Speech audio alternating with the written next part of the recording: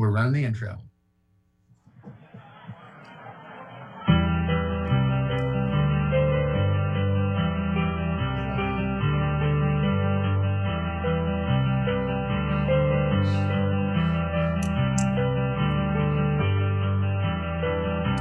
must be on page 2.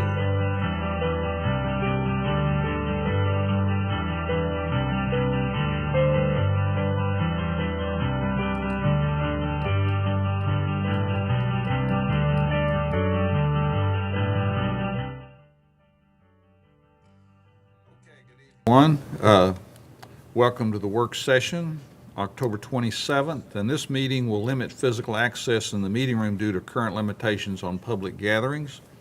Accommodations have been made to ensure the public is able to participate in this meeting by a number of different ways. They can watch the meeting on Franklin TV or City of Franklin website. They can watch the live stream of the Facebook and YouTube accounts, or they can call in at 312-626-6799 with a meeting ID number of 966-379 and a pass 379-5759. Let me repeat that. Meeting ID 966-3739-5759 and the passcode is 600142.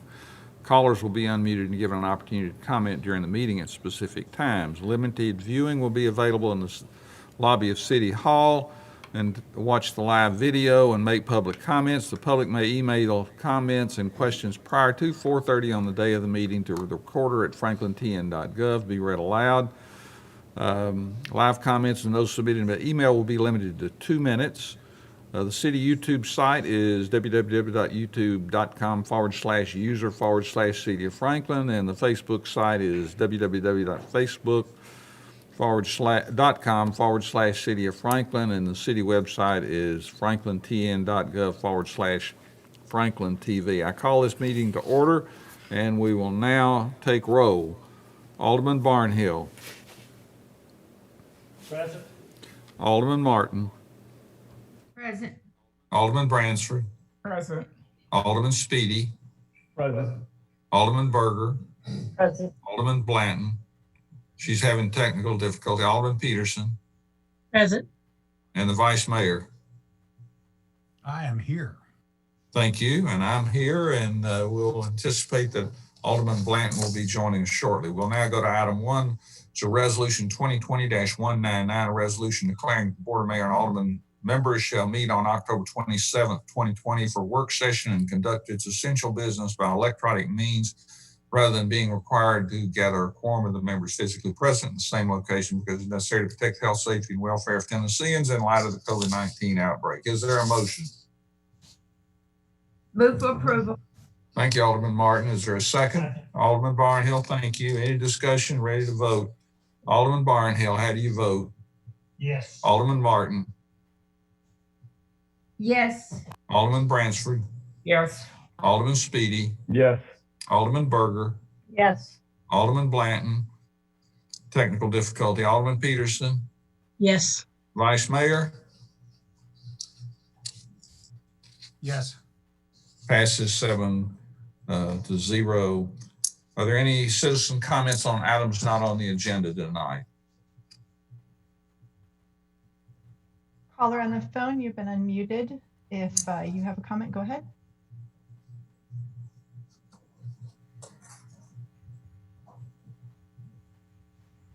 Okay, we'll now go on to item number 2, which is an event permit for a Citizens Christmas Parade to be held on December the 5th, 2020 in downtown Franklin.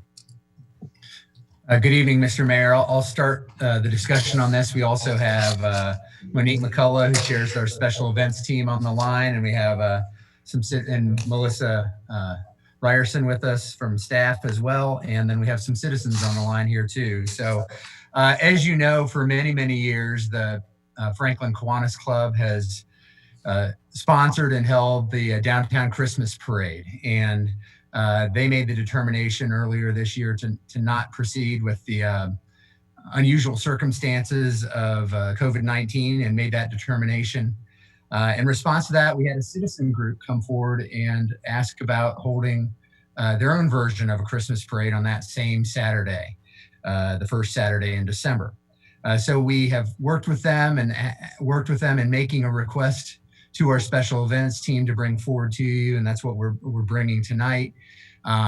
It does provide for a little different route. It's a shorter route. It's a shorter parade, but it does, what we did try to provide is more area, sidewalk area, et cetera, for the public to observe the parade, but also maybe space out more, and that might be a good addition. And so the parade would run essentially from Bicentennial Park down Hillsborough Road / Fifth Avenue to 5 Points, turn down Main Street, and then go to the square, and then go 3/4 around the square and up 3rd and back to Bicentennial Park. So it would be that sort of square around route, a little shorter than the Kiwanis route, but would also be, like we said, provide more sidewalk area, especially along Fifth Avenue, to maybe help the public spread out more. We've worked through, it's an 11 a.m. step off for the parade. I think we've capped the entries at around 35. I think that number's correct, and expect it to be about an hour-long parade. We've put some specific conditions in there or recommendations in there from the special event team's review. Our focus is to provide the event, but provide it in as safe a way as possible for the public, but also for city staff members that will be working the event. So, anything that's out there, we've committed to follow CDC guidelines, follow any Tennessee pledge guidelines for these types of events. Obviously now the county has issued the mask mandate, so that would also be in effect for the event. So I'll stop there and see if Monique or Melissa have something else to add, and then we have the two citizens that have been spearheading this, Aaron Holland and Kate Butler, who I see on the line as well, that may want to speak to it after staff finishes up these comments. So Monique, do you want to add anything? Just one other thing. We are treating this just like the other Christmas parade. We're not asking them to pay any more or any less than the Kiwanis Club would have done. They would have to pay for the off-duty officers, certificate of insurance, and also the damage deposit. So yeah, that's a good point. There are 18 officers needed in terms of the different traffic control measures and support for the event. So those would be paid for by the parade organizers. And as Monique said, that's consistent with what the Kiwanis group does when they've done the parade in the past. Melissa, anything you want to add? Let me mention, it's not directly related, but it does help bring some context. We know this year's different, but we're working really hard to provide holiday events and outlets for the community. Beginning in just a week or so, we'll have a reverse parade in Harlansdale for Veterans Day. We are also going to have our tree lighting, but our tree lighting will be virtual. It'll be a lead-in right after Thanksgiving with a virtual event and story about how the tree is going to be lit. And that way we'll capture some of the great events of the past and tie them to 2020. And then we're doing a reverse kind of light display, kind of a parade as well at Eastern Flank on the evening of Friday, December 4th, which would have been when the tree lighting normally would happen, and Saturday, December 5th from 5 p.m. to 8 p.m. Both those evenings, our park staff is taking the lead there. And at Eastern Flank, there'll be light displays and some other things, also maybe sort of a touch of truck type feel where people can drive through Eastern Flank and get a good dose of the holiday spirit. And our firefighter association is doing Santa visits to neighborhoods, and over 50 neighborhoods have already signed up for that. The Saturdays leading up to Christmas, from the last Saturday in November to the Saturday before Christmas, will be made available to the public as well. So this year's different, we all know that, but we're trying to make sure we're still embracing the fun and the joy of the holiday, and this is part of that, but there are a lot of other things the city is doing to help plug into the holiday spirit. So that'll end kind of the staff commentary and feedback on this. We do have the citizens on the line here too, Mayor, if you'd like them to make any comments about their application, and then we're glad to take any questions you might have and go from there. Sure. Love to hear from Aaron Holland and Kate Butler. So go ahead. We'll give you a couple of minutes each if that's okay. Thank you so much. First of all, I'm so happy to hear about all the Christmas things that the city is going to be providing for our residents because it's such a great time of year, and Franklin's so magical during Christmas time. I would just hate to lose that. Kate and myself decided to try to take on this parade as soon as we heard that the Kiwanis weren't going to be able to do it this year, mainly because we both have middle school, high school age kids, and we just feel like the parades were such a great opportunity for those kids to perform for their community, for their parents, and for their friends. And we just felt like we could still do a parade, and we can still do it safely. And we can allow those kids to still have that tradition and be able to perform for everybody, especially those marching bands, dance groups, and things like that. So we wanted to try to plan a parade that was geared towards them, and just try to give them some more normalcy in 2020, because 2020 is just basically, let's face it, it sucks for everybody. So we're trying to give them that parade, just one parade that they can do this year. Let's try to do a Christmas one. So really that's where this came from. That's where our heart is. I don't know if Kate wants to add anything to that. Just for the kids, basically. That's how we're doing it. It's going to be very kid focused. Yeah. I need to add on. Yeah. Thanks for your input, Aaron and Kate. Is there any questions from the board or comments? Vice Mayor, go ahead. I support this. I applaud the motive, but I also note that it's entirely voluntary. I don't think anybody's going to be compelled to participate or to go watch. And I think if people want to participate and or watch, they should be allowed to do that. Any other comments or questions? Yes, sir. I have, Mr. Mayor. I'm going to recognize Alderman Blanton, and I'll get you, Alderman Sorry, Paul. Bransford. If the record would now show that Alderman Blanton has been able to connect. Yes, I apologize. I was waiting for my daughter to get here and help me, but I figured it out. So thankfully, sorry for being late. So I missed a little bit of the beginning, but I do applaud you ladies. I know how important families are and how much you want to support your children in their efforts. My only comment would be, and I hope you don't take offense to this, is I feel like the Kiwanis did what they felt like was responsible, and I'm sure you understand their choice. I want to, I guess, be careful that moving forward, when we are able to resume to quote unquote normal activities, that you understand that they kind of wear the crown, and we don't want. Absolutely. Okay. Yeah. So I may have missed that. We'll hand it right back. We don't Okay. want to take over this. Okay. Understood. I wanted to make sure.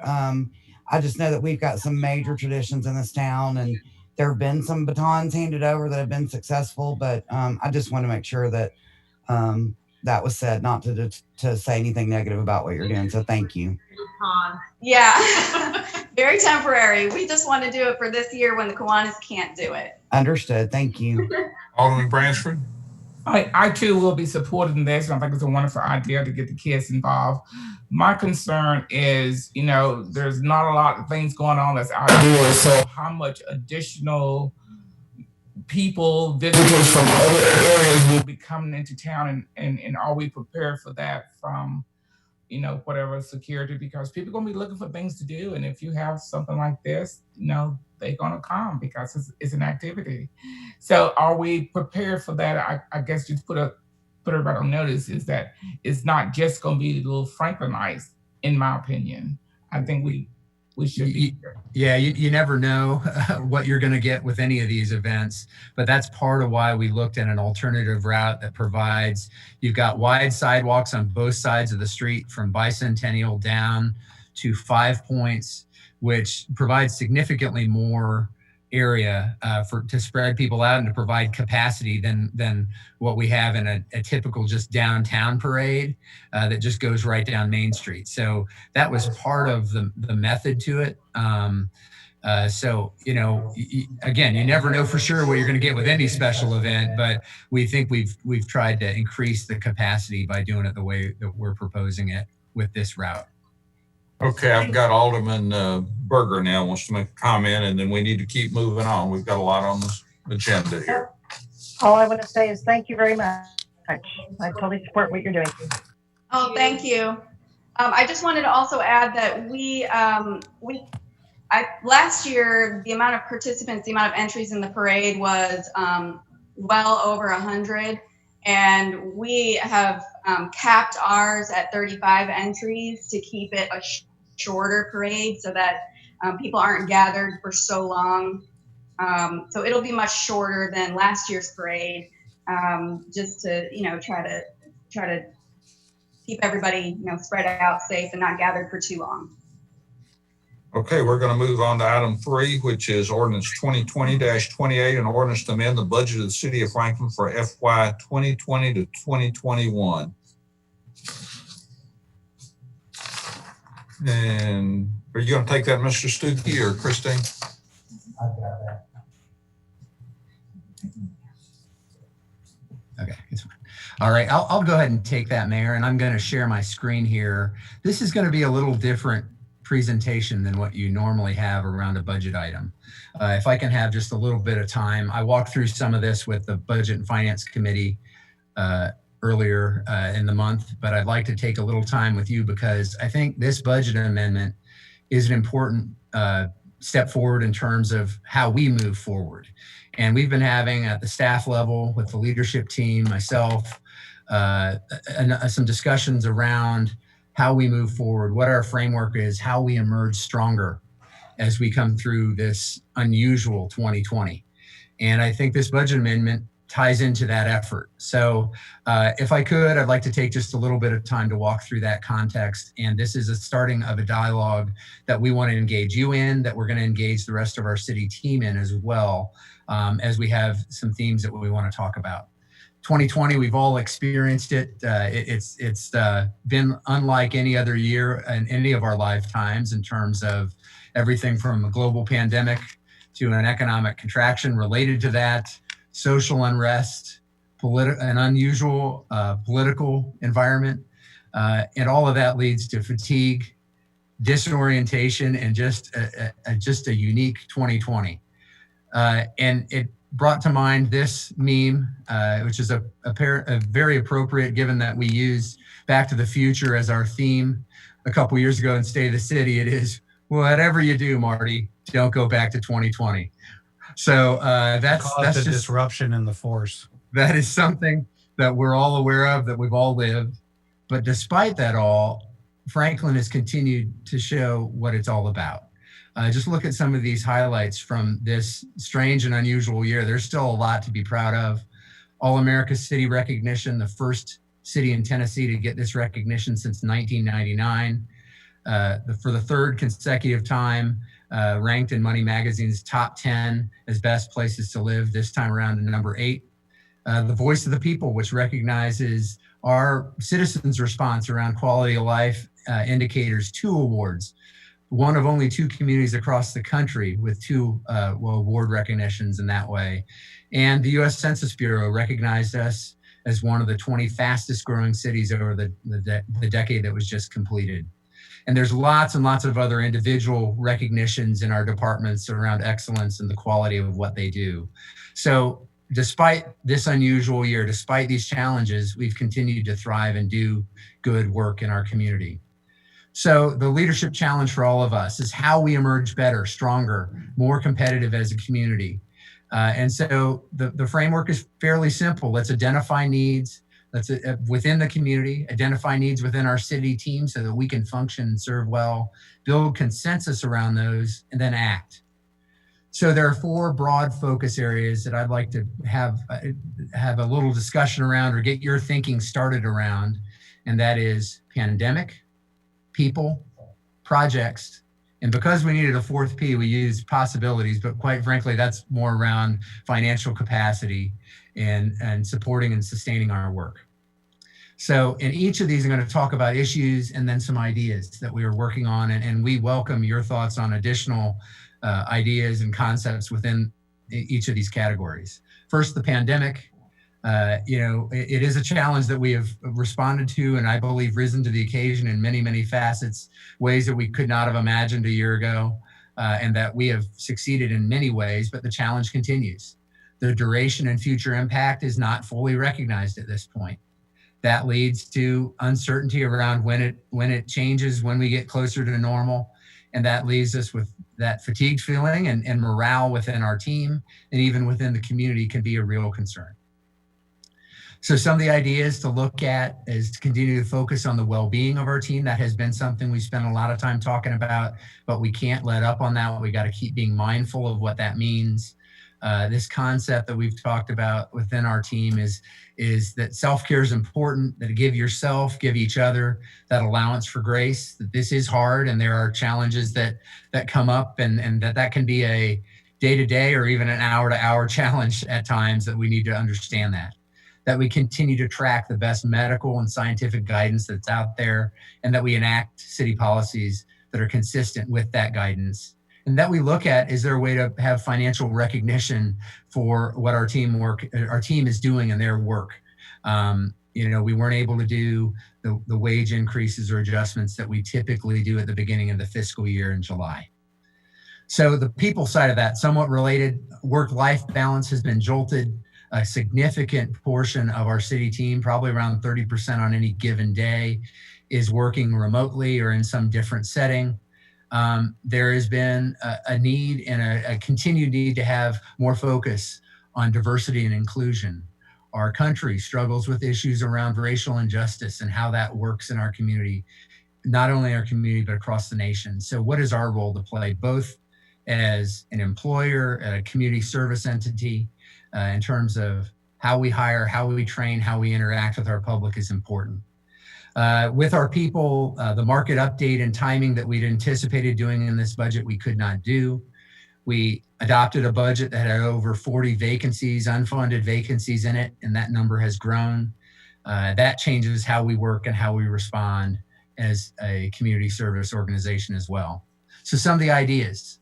Let's make sure we're getting feedback from our employees. Talk about doing a team member survey. Look at a general pay adjustments. How can we do something for our employees? Examine inclusion and equity initiatives, both as an employer and as a direct service provider, a law enforcement entity. What does that mean in our community? How do we continue to strive and do the best work we can serving our community? Identify pay structure issues and how we get better, and where are our benefits? How are we serving our team members and our team members' families through the structure of our programs? Projects continue to be important. We are still a vibrant and growing community. We've seen continued development activity to really continue to be strong and even better than a year ago in many cases. So the demand is still there for us to continue to meet infrastructure needs. That aggressive capital investment plan that the board has approved, we need to continue to look at those high priority projects and push those through so that we are serving the community well and that we're ready for opportunity and meeting the needs of the community as we come through this process. So some of the ideas, again, we've done some of that work already. We identified projects. We sort of did a analysis that said green, yellow, red lights in terms of different capital projects. That evaluation will continue. We need to reevaluate those priorities in that context, but also continue to update our financial plan, the funding plan that supports that capital program, and focus on project delivery. That's something that you saw in the previous year's budget that continues now, is how are we structured to deliver projects effectively? You see some of that in how we've structured the contract with Franklin Road? How do we incentivize timely completion of projects in a way that makes sense for our community? And then the final piece is, how do we remain opportunistic? One of the things we've done well in our capital program in the past is, yes, we have priorities, but we also continue to be ready for when that grant opportunity or partnership opportunity comes up to take advantage of it. So let's continue to look at how we do that. And the issues that spring from that are looking at the financial projections, continuing to update that, look at our revenue structure, look at our sales tax assumptions. We have the opportunity of the sales tax that have been dedicated for the first 3 years, the local option, the half cent. That starts to come back to us in April of 21. We've made some financial assumptions around that in the original budget. That's something for us to continue to look at. And there is property reappraisal that will occur in the upcoming year that will update that math in terms of property values and how our property tax rate can change relative to valuation of property across the community, across the county. So those IT ideas related to financial capacity, look at our long-term financial model. We had done a 3 to 5 year outlook. We need to continue to update that. That will serve us well. We've done some debt restructuring already and retirement options. There are some other things that are coming our way. The TIF retirement, the TIF bonds are nearing, not too far off. So we need to start thinking about further how those are used and applied in our new reality. And as I said, fiscal 22 will bring property reappraisal to every 5 year cycle for that. So that brings me to the specifics around the budget amendment that's before you tonight for first reading at the 7 o'clock meeting. When we look at our very conservative estimates in the fiscal 21 budget, we assumed essentially about a 15% reduction in local sales tax compared to last year, and the state share tax, which is essentially sales tax that comes back to us through the state of Tennessee. So we believe we can adjust that up 5%. So that means we're still reduced 10% from what we achieved a year ago. And our reality is the first couple months of this year have been about flat with last year. So that's still a pretty conservative estimate. That gives us just over $2 million worth of capacity for some budget modifications and restorations. And we'd like to start first with our people.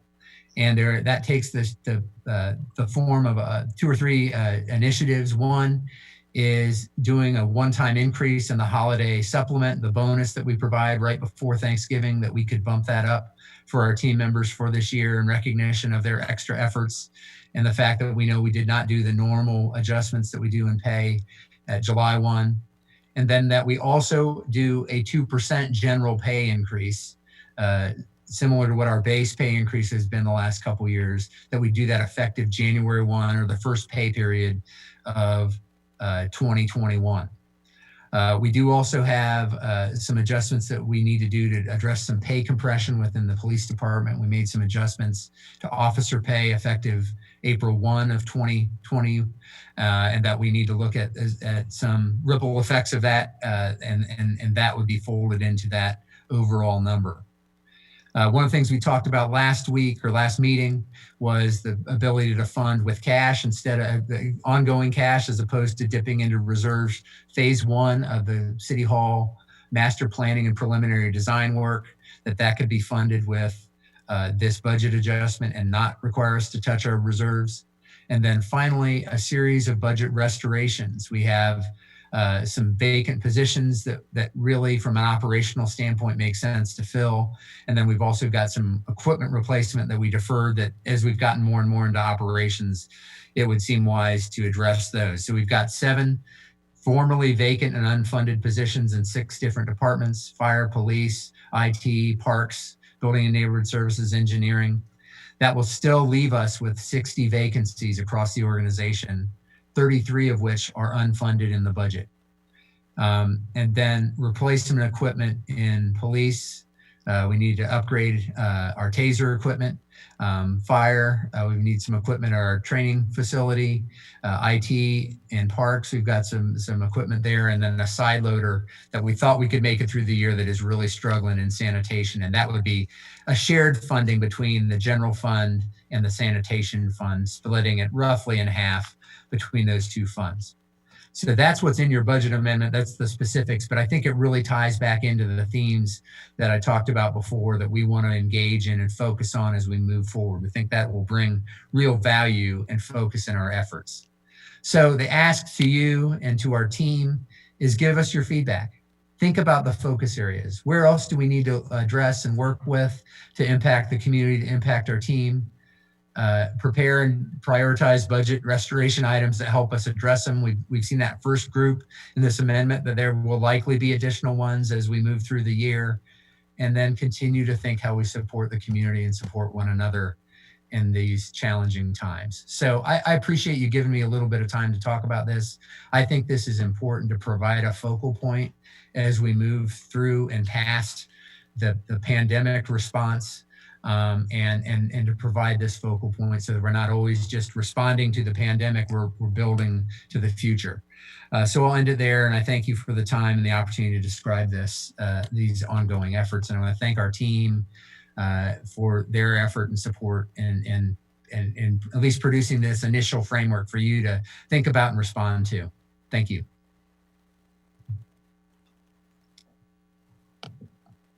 Well, very nice presentation and some good news. Any comments from the board? Do we have anybody on the line? I have a comment. Oh, go ahead, Vice Mayor. I support it. I'm continually amazed at what our staff is able to pull off. And I'm not saying I'm glad we've had a pandemic, but we've done pretty well. And Thank you, Vice Mayor. Alderman Martin?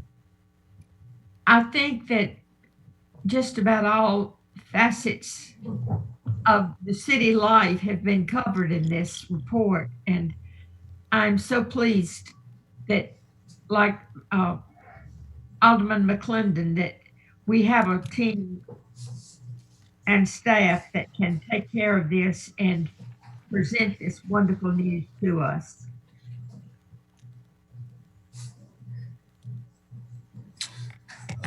While we're waiting to see if anybody else wants to make a comment, do we have anybody on the line that wants to make a comment on any of the items we've had so far? Callers, you have been unmuted. Go ahead and make a comment if you'd like. You can also hit star six on and unmute yourself another way.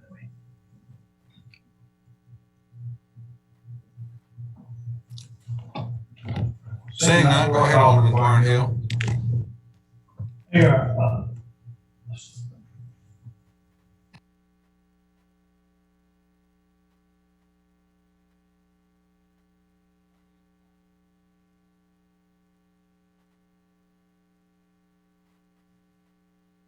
can you hear me now?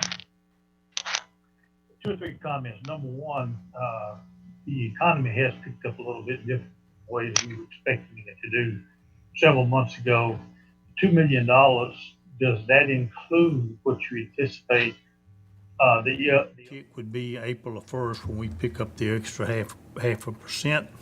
And I applaud you on the $636,000 design when originally 3 or 4 months ago it was $1.2 million pulled from our surplus funds. All of these things that we've looked at, we've had an opportunity as a finance committee to look at earlier, and I think it's an exceptional adjustment to the budget, and I think it addresses most of the concerns that we had as a committee and as aldermen when the initial budget was presented versus what happened whenever the COVID-19 pandemic set in then. But I thank you, Eric, for that, and I thank the staff members for working on this. It is a significant adjustment, but it is in the right direction. And to address your question too, it does include the April of 2021 return or those dollars coming in from the additional local option sales tax.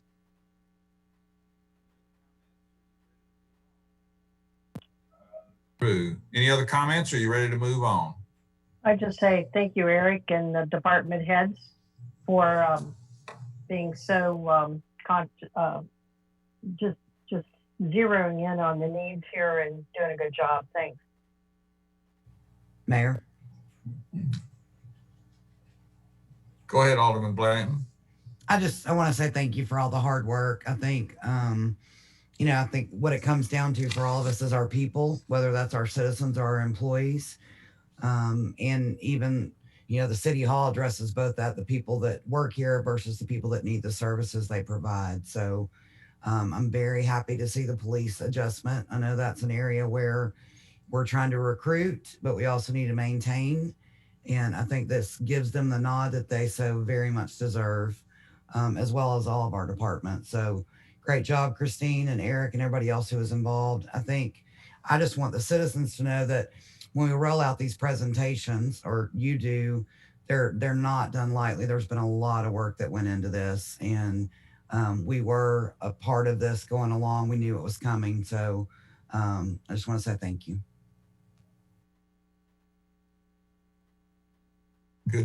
Good comments, great work. Item 4, traffic level of service standards. Vernon, you want to kick this one off? Yes. Good evening, Mayor, Alderman. As we had discussed previously, the technical street standards for the city indicate that when new development comes in, that if the impacts on certain road segments and intersections are below a level of service D, that we come to the Board of Mayor and Aldermen to ensure they acknowledge that this development, before it gets too far into the development process, is going to move along. Well, as you had heard a month or so ago with our consultant that's performing the Cool Springs study, and which Adam Mosier, our traffic engineer, is going to bring back in meetings in the next couple weeks or next couple months, some ideas for how we might implement some strategies to mitigate the growing traffic. What we want to do is begin this conversation with a brief presentation, because there are some short-term solutions and there are some longer-term solutions that we'll want your guidance on as we go forward. What we know now, the level of service D and the technical street standards that's been there for 5 or 6 decades is no longer a useful tool for us as a growing community. But again, Paul's going to share with you maybe a half dozen slides or so to set the foundation for future discussions on this important quality of life topic as we go forward. And there'll be some time afterwards to ask some questions, but please know that in the weeks, months ahead, we're going to come back with specific topics to obtain your guidance on. Paul, please proceed. Thank you. Okay, so you should be able to see my screen now. As Vernon stated, I'm just going to walk you through a quick level of service discussion and welcome any feedback that you have. And Adam Mosier, our traffic engineer, is also on the line. He helped with this presentation, so we'll do our best to answer any questions. So agenda, we're going to talk a little bit about what level of service is our current city standard, make sure everyone understands what that is. Why are we even talking about this? Go over why. Look at recent trends, items, as Vernon stated, short-term and long-term goals, and then kind of open it up for discussion. So I believe all of our board members understand level of service. It's rated on a scale, level of service A through F, A being, free-flowing, uninterrupted vehicles, and F being traffic exceeding capacity and essentially slower. So pretty self-explanatory. And again, I think most of y'all are all very familiar with the level of service standard. So what do our current standards say? Essentially, the overall intersection level service, we look for to achieve a level of service D. That used to be C, and I'd say a few years back, we changed that to D because the C was unattainable. The individual movements we also look at as well. The left turns, the through turn or through movements, and the right turns also have to be a D. And then our process today, as it states, is that if you cannot achieve that level of service D, then essentially what we do is stop the development. we bring it forward to the Board of Mayor and Aldermen to present that. And we have presented multiple developments now where they can't achieve it. It's impossible for them to achieve that. We then work with them to obviously try to mitigate as much as possible. And then ultimately we take that development plan through the Franklin Municipal Planning Commission and ultimately to the Board of Mayor and Aldermen for approval or disapproval. So a little history on level of service. It basically was introduced in about 1965 with the Highway Capacity Manual. And the thought process back then was the car is king and we're going to do everything we can to move traffic, and everything is about moving as many vehicles as possible. And also at the same time, what was going on was you had the construction and expansion of the interstate system. And so over time, the level of service has essentially become the de facto standard for many transportation engineers and planners and cities all over the United States, although it was never actually mandated by anybody. So why are we talking about this? Well, really, the developments that we're seeing today, and we've learned from our past, is they're more mixed use and much more higher density, at least in Franklin. But the mixed use is a big component that's being pushed now. And the bigger transportation focus is really all modes of transportation: walking, biking, transit, not just auto, but autos included as well. And really, land use and zoning should be the determining what the transportation needs, not vice versa. So we shouldn't use the level of service to determine what we build and where we build it. Really, we should follow what Envision Franklin is. And if we're headed down the right path, that's great. If we need to change something, we should really go back to the land use and zoning, go back to Envision Franklin to change those standards to get to the desired outcome that the board would like to get to. So some trends, if you look at national trends, there's a much higher priority placed on economic development rather than just simply moving cars. You see trends of studying other modes of transportation, not just the car, transit, bike, and peds. And Adam dug out and provided a handout from ITE that talks about some of the problems associated with level of service and how they're exploring and looking at other options and not just focusing on the level of service as a determining factor. So I'm not going to go through that. It's a lot of reading, but it's a good read. So I would ask that you take the time to read that as we move forward. If we also look at some of our local trends, when we started to see a lot of failures at multiple intersections in Cool Springs, we started trying to make sure that we highlighted it. Traffic's a big concern in Franklin, and so it has a big impact, obviously, on the overall quality of life, and we wanted to be as transparent as possible with that.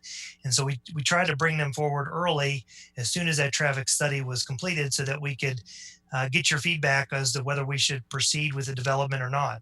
And a lot of density in Franklin is negotiated on a development by development basis. And so, we don't have a set standard as to what the density is.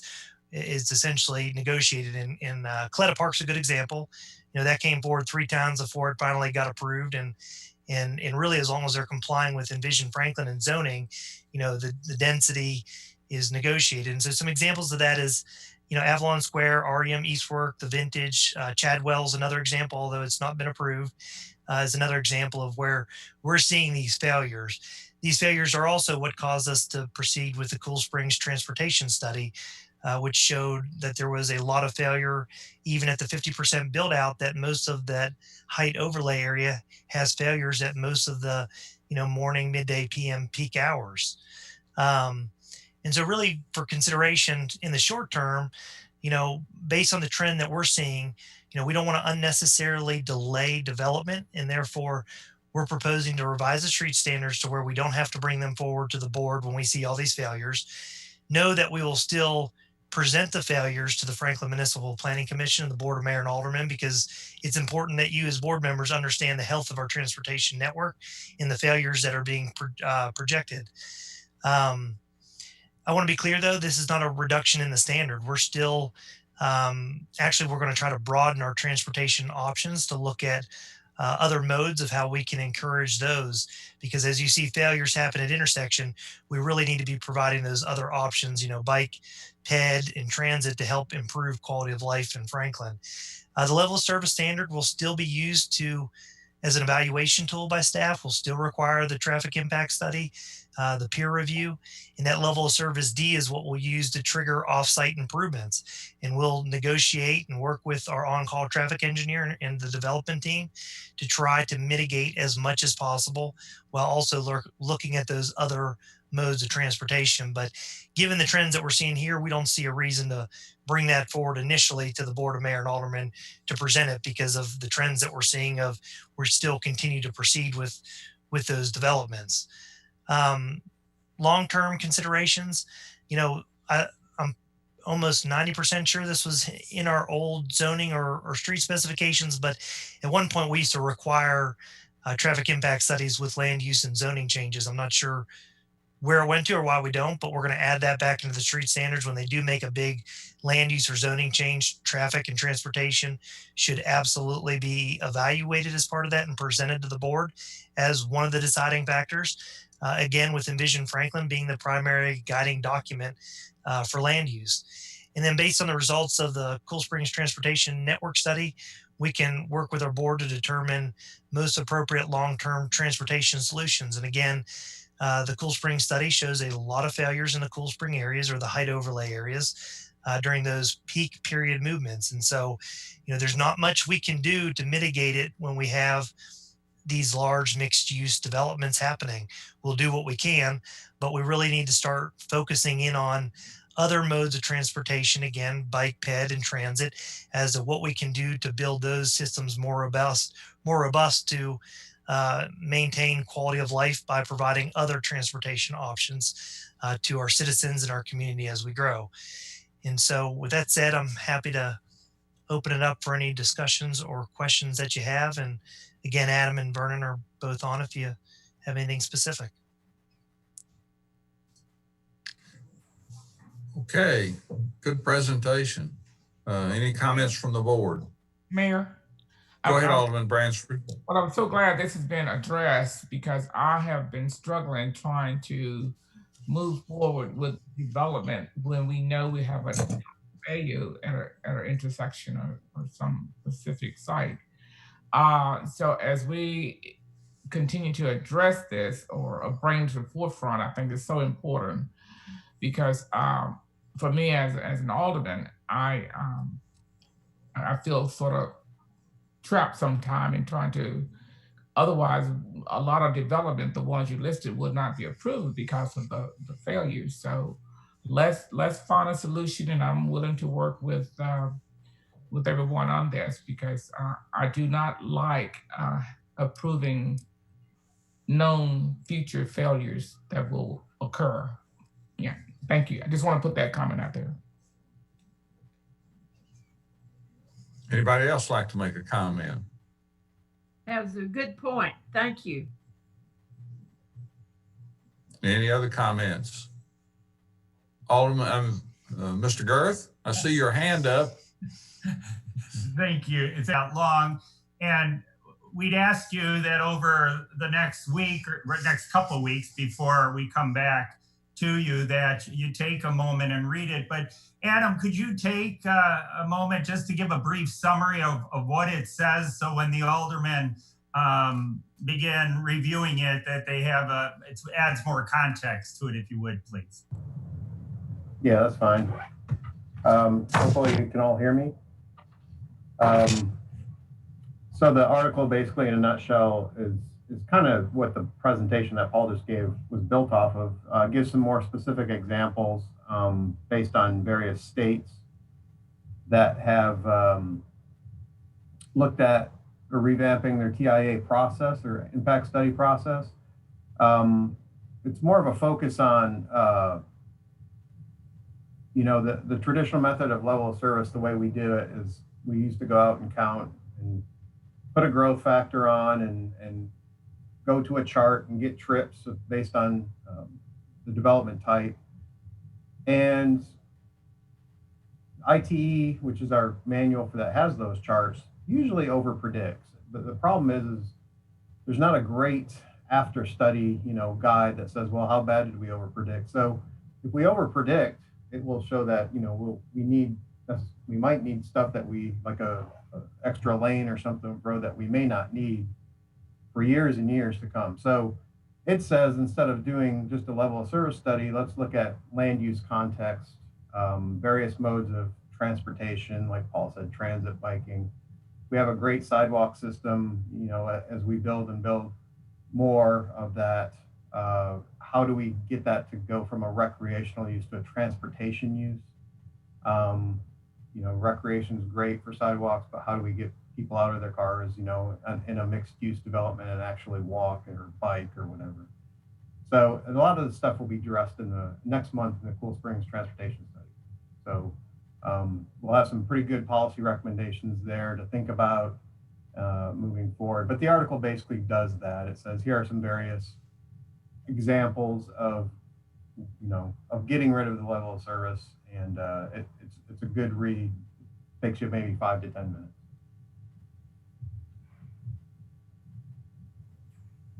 Anybody else? Thank you, Vernon. Thank you. Anybody on the phone about this?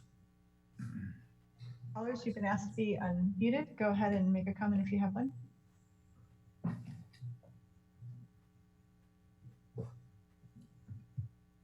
Okay, any other comments from the board? We ready to move on to item 5? Okay, consideration resolution 2020-182, a resolution to adopt the revised neighborhood traffic calming program with presentation. This had come before the Capital Investment Committee last month. And this is some really good work by our traffic engineering group, headed up by Adam Moser, who you just heard from. But the committee consensus among the committee was that this should be shared with the whole board, because it updates our practices in working with neighborhoods when they ask about traffic issues and traffic calming elements, and really brings more updated and current practices, applies it to this work. So we thought that would be helpful for the whole board to hear collectively as we look to update this program. And I don't know if Paul or anybody else has anything they want to add, but I know Adam and his team did a lot of good work on this and wanted to share that with the whole board. Yeah, thank you, Eric. I know Adam and David worked on this. We got some really good feedback at the Capital Investment Committee, and I'm going to turn it over to Adam and David to take the presentation forward.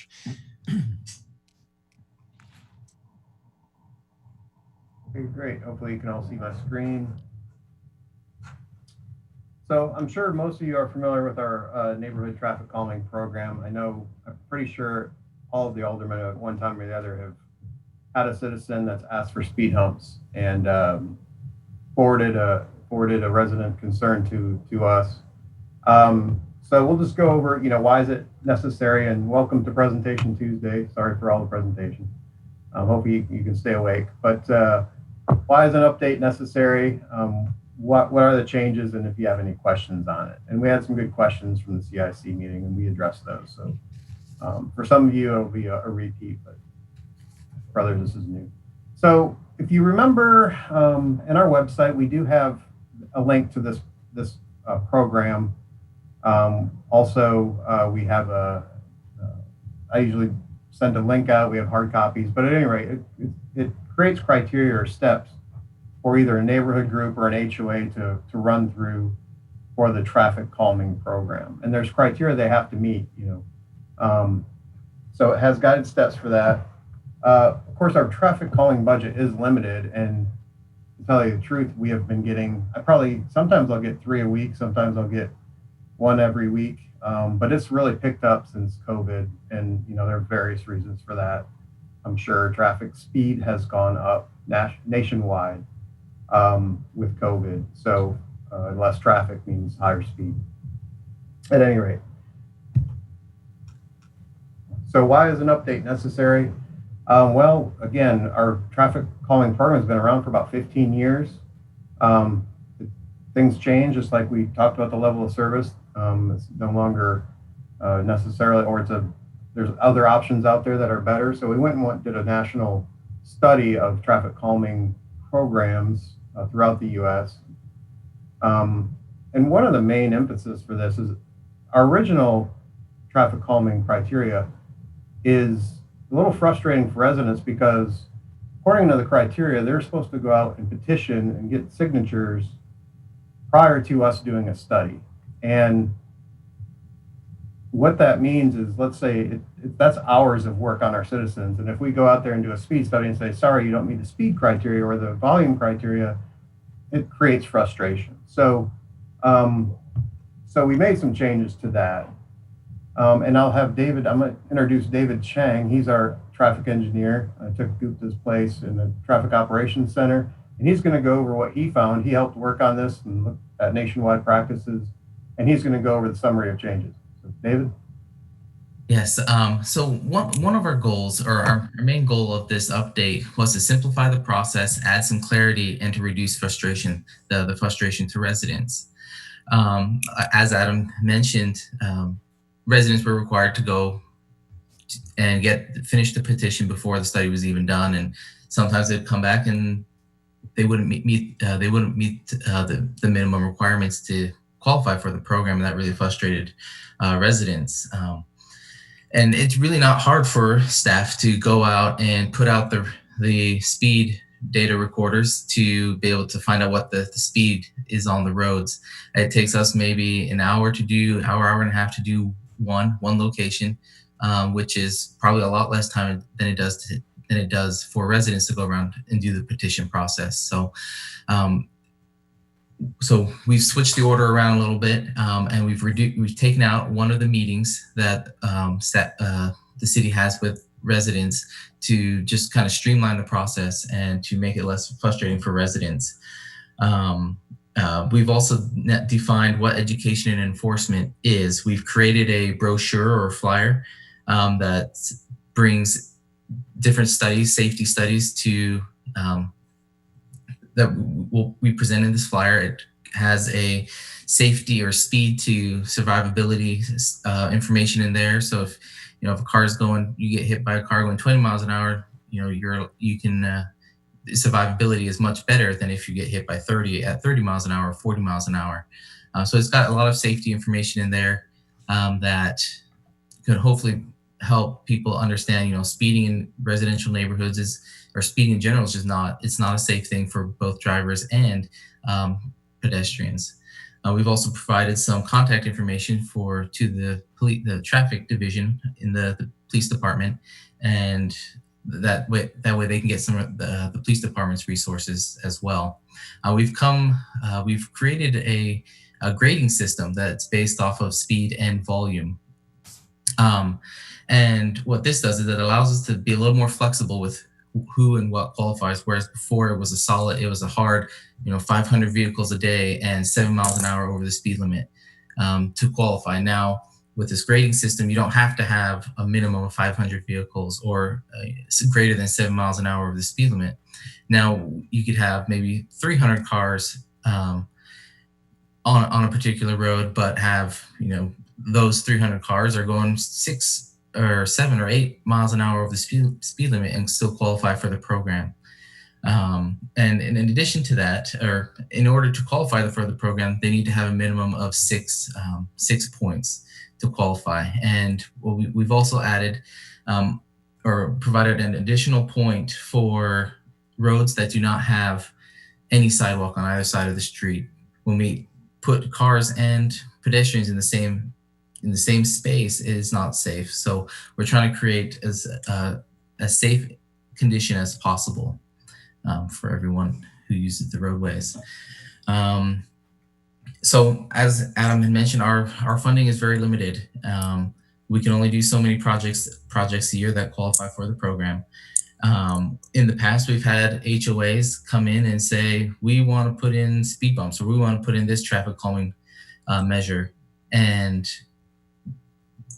they were willing to pay for it, but because it's not outlined in our traffic calming program, they couldn't pay for it themselves, and they had to sit in line and wait for the funding to become available, and it just takes time. Whereas now we do allow funding to be contributed by HOAs or neighborhood groups, so that way the process is a little bit quicker for them to get through and get it implemented. However, they still will have to go through this program. They don't get to just skip it altogether. They will have to meet the minimum criteria and still go through us to make sure it's approved and safe and everything like that. And here, this is just showing how we've managed to streamline the process. We've removed a few steps, combined them, rearranged things so that it's less frustrating for citizens. As before, the citizens used to have to go through 2 meetings, and now we've just reduced that to 1. So yeah, in step 2, they used to have a pre-meeting, and now we've just got rid of it. They just apply for a traffic calming petition. We look at the minimum standards, make sure that it qualifies. If it does, then we move on to the meeting and go through the petition process. If it doesn't meet, they go off to the education and enforcement, which is now better defined in our study. So previously, we brought this before the CIC group. We had a couple of comments, and one of them was, can renters vote? If I remember correctly, Adam, correct me if I'm wrong as I go through these numbers, but I looked at 23 different traffic calming programs throughout the country. Only one specifically says that renters can vote. I believe 11 were unspecified. They just call it residents, citizens. They don't really specify what, and 8 of them specifically say homeowners can vote. And we are sticking with the homeowners can vote. However, proxy voting for renters can be obtained with owner permission. An electronic permission from the homeowner will be acceptable. It doesn't need to be notarized or anything too fancy like that. And the other comment was how to deal with extenuating circumstances, such as residents not feeling comfortable to go out after night in the dark to be able to get signatures for a petition. So we came up with a short-term solution, which is the city can provide mailers to the residents in the area that can be signed and mailed back with a vote yes or no. And but this will be reviewed on a case-by-case basis. HOAs are not available to qualify for this. They have their own methods and means to be able to do this on their own. And our long-term solution and something we're still looking into, is an electronic voting means. So they can do it online, or basically do it online.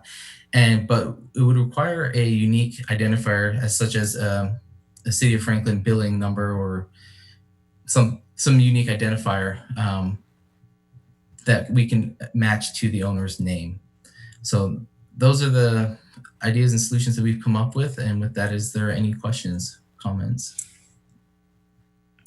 I have a question. Wait, Alderman Martin.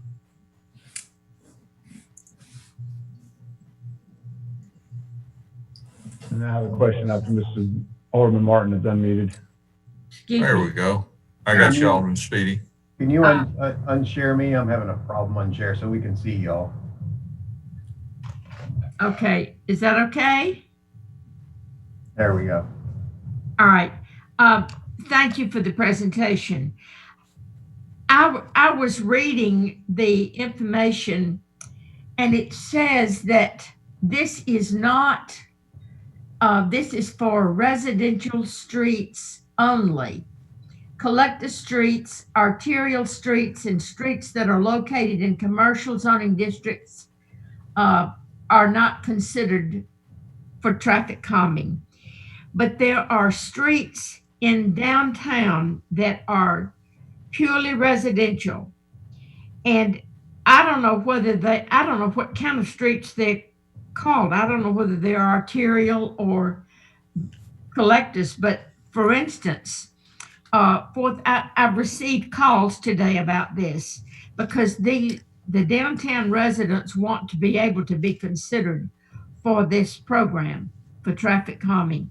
For instance, Fair Street, it's a long street. There are no stop signs from 5th Avenue to 11th Avenue, and cars sail through that street. I've had complaints about that street for years. Also 4th Avenue South.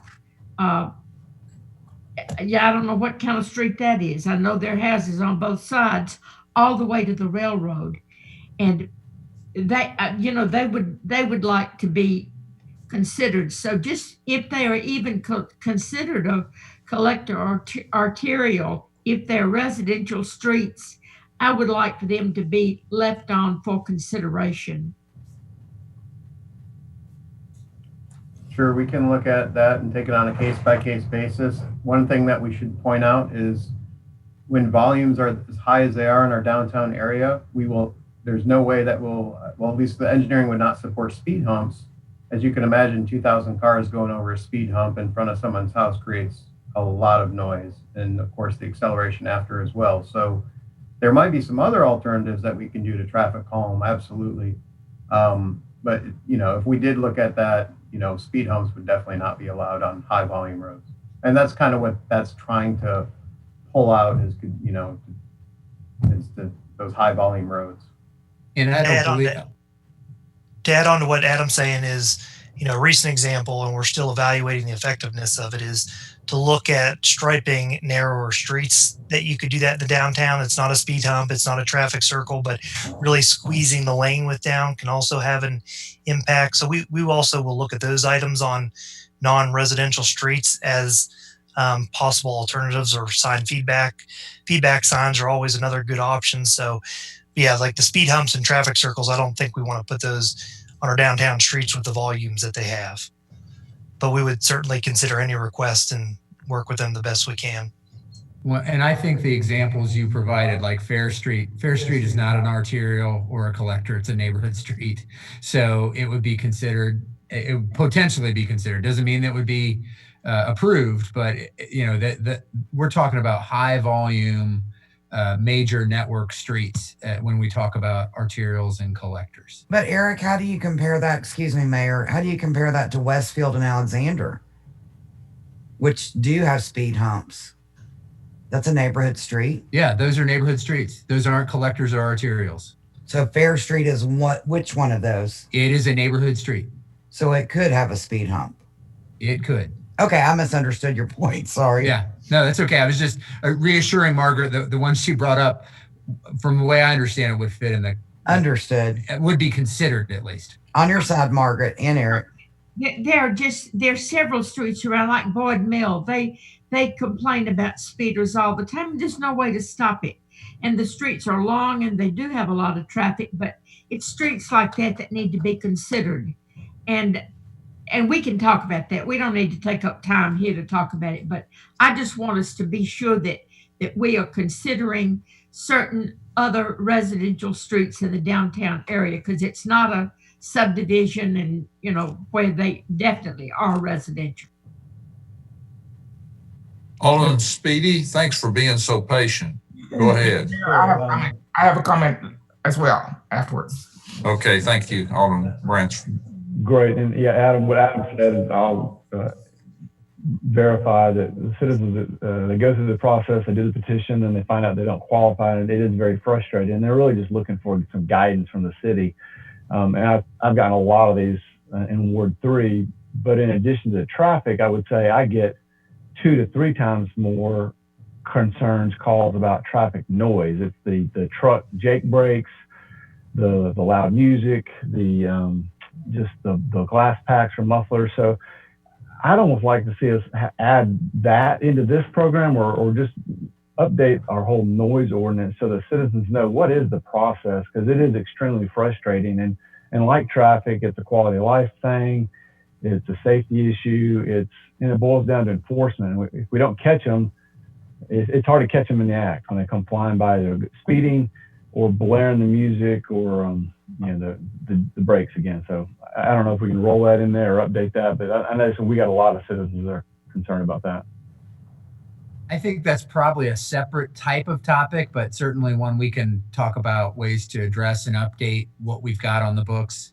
And it is a significant enforcement challenge, but we can certainly take a look at that. I'm not sure it quite fits this. I get that it's also a neighborhood quality of life issue for sure, though.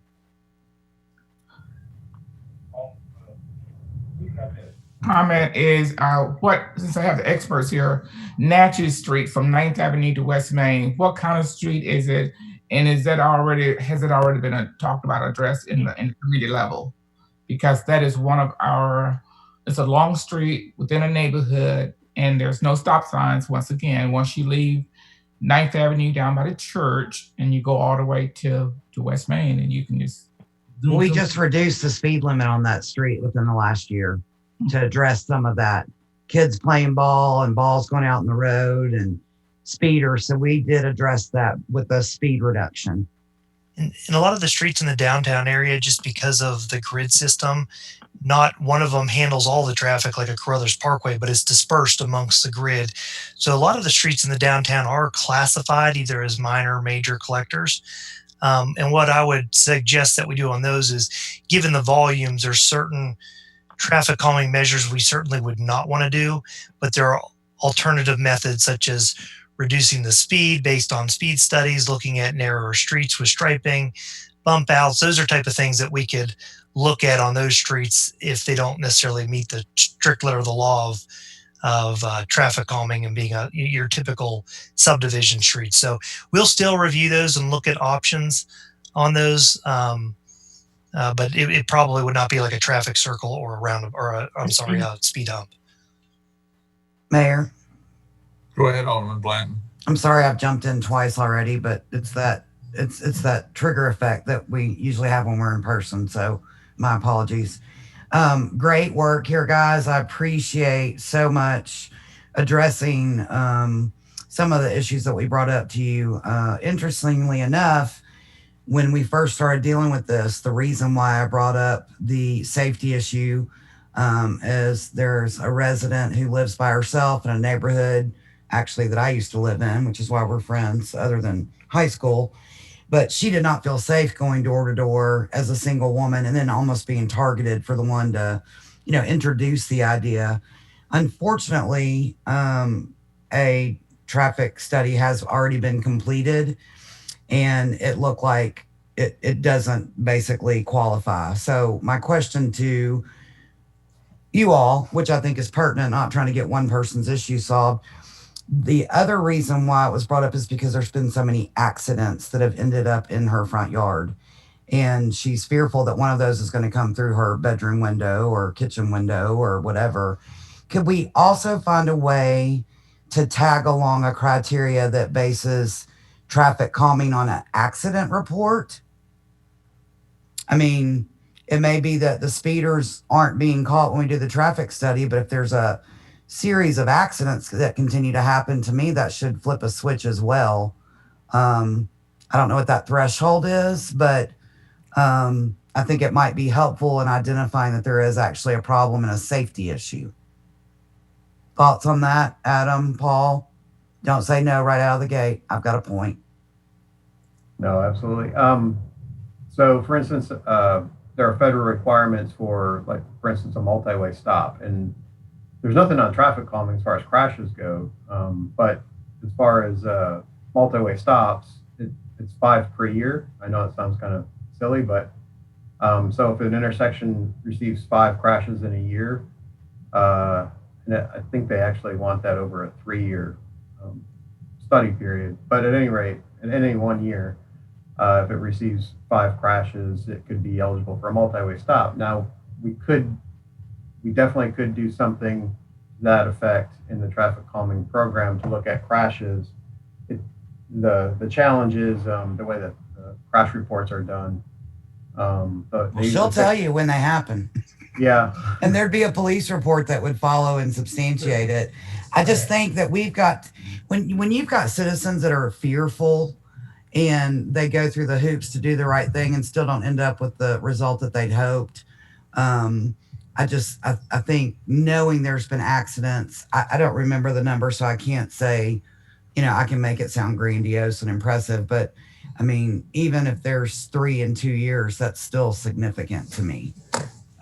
So I would just ask if that's something that we can look at as maybe an ancillary use to trip the switch. we'll definitely look at that. I think the other thing that Adam recommended in that study, and I've seen him recommending it since he got here, and I think it's a really good idea, is for some of these that don't meet it, is to simply post the speed limit on this street. It's not even posted.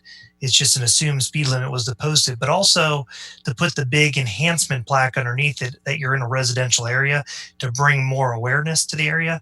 I'll tell you, sometimes we run into problems where residents don't want the sign in their front yard, and that's a little challenging to overcome. But that's something we always offer the residents, is that enhanced sign to try to help bring awareness to the speeding issue in the neighborhood. I've got one quick question. All right, quick question. We need to move on. We got a big topic coming up. I've not weighed in at all on this, but I'm just going to throw this out here, and I don't need it to be discussed right now, but we do need to address it. Main Street at First Avenue to Second Avenue to Third Avenue, we have residents there now. We have apartments with people with balconies that overlook Main Street. We have the brownstones right nearby. So we have residents, and we have outdoor cafes, from the Americana Tap House to the Bake House. And my experience there in the last 2 weeks has been absolutely miserable. And the people trying to walk in the street, walk on the sidewalks, live in the apartments, and the people trying to dine outside in the cafes. And I know we can't just throw up a bump on a traffic calming hump or anything on Main Street, but I think in this study and in what we're addressing here, that has to be addressed, because we have both the elements of residential along with commercial and retail restaurants all right there. And we've not only got speeding, but we have a lot of noise, a lot of illegal noise going on there. And I think that should not be ignored. And I just wanted to throw that out because I think we need to address it. Because if not, we're going to have, we're going to make life pretty miserable for residents down there. We're going to drive cafes and restaurants out of business, because this is a major problem. Thank you. Any public comments, Angie?